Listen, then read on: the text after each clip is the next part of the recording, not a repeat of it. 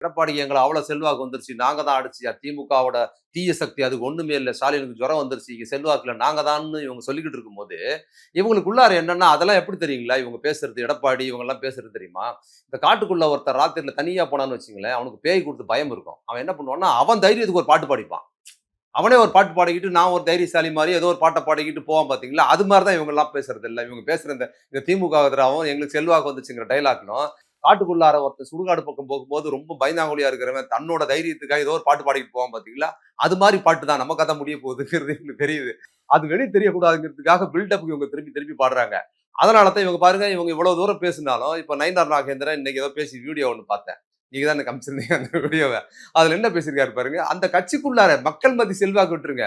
நயினார் நாகேந்திரன் நம்ம ஆளுங்களுக்கு போன் பண்ணா வணக்கம் கூட சொல்ல மாட்டாங்கிறாரு. அவங்க கட்சிக்குள்ளார. அதுக்கப்புறம் வந்து நயினார் பேசுறேன்னு சொன்னா யாரு நயினா பேசுறியான்னு கேக்குறாங்கன்னு கட்சியோட மாநில தலைவருக்கு கட்சியில் இருக்கிற கிளை செயலாளர்கள் கிளை செயலாளருக்கு ஆளே இல்ல. ஒரு கிளை செயலாளருக்கு போன் பண்ணா நான் கிளை செயலாளர்லாம் கிடையாது. என் பையன் என் பேரை கொடுத்து வச்சிருப்பான்னு அவர் சொல்றாருன்னு அவரே சொல்றாரு. இதான் இவங்க லட்சணம்.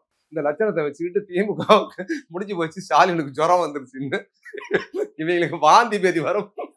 தப்பா சொல்லிட்டேன்னு நினைக்கிறேன். அதாவது இவங்களுக்கு பயத்துல பேதி ஆகுதுங்கிறது தான் உண்மை. அதை இவங்க மடை மாற்றத்துக்கு ஏதாவது சொல்லிக்கிட்டு இருக்கிறாங்க. உண்மையில் நான் சொன்ன மாதிரி அது அதிமுக இன்னைக்கு இப்ப எடப்பாடி பயணம் இருக்குல்ல, எடப்பாடி பயணங்கிறதுனா நடுராத்திரில சுடுகாட்டுல போற ஒருத்தன் தன் தைரியத்துக்காக பாட்டு பாடிட்டு போவாங்க இல்ல, அது மாதிரி நம்ம தோத்து போயிருவோமோ என்ன பண்றது, ஸ்டாலினுக்கு செல்வாக்கு உயருது, இருக்கு போய்கிட்டே இருக்குது மேல, வேற வழி இல்ல, எதையாவது பண்ணி நம்ம வண்டி ஓட்டணுங்கிறதுக்காக வண்டியை இப்ப தயார் பண்ணி போயிட்டு இருக்கிறாரு.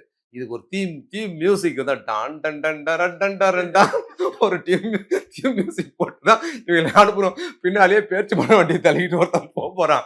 மொத்தமா அண்ணா திமுக பழைய பேச்சு மலைக்கு வண்டியை போட்டு அந்த வண்டியோட பழனிசாமி போட்டு இந்த 2026 தேர்தலில் பேச்சு பணத்தை 2 கொடுக்க போறாங்க. அதை வாங்கி சப்பிக்கிட்டு உட்கார வேண்டியதுதான் இவங்க.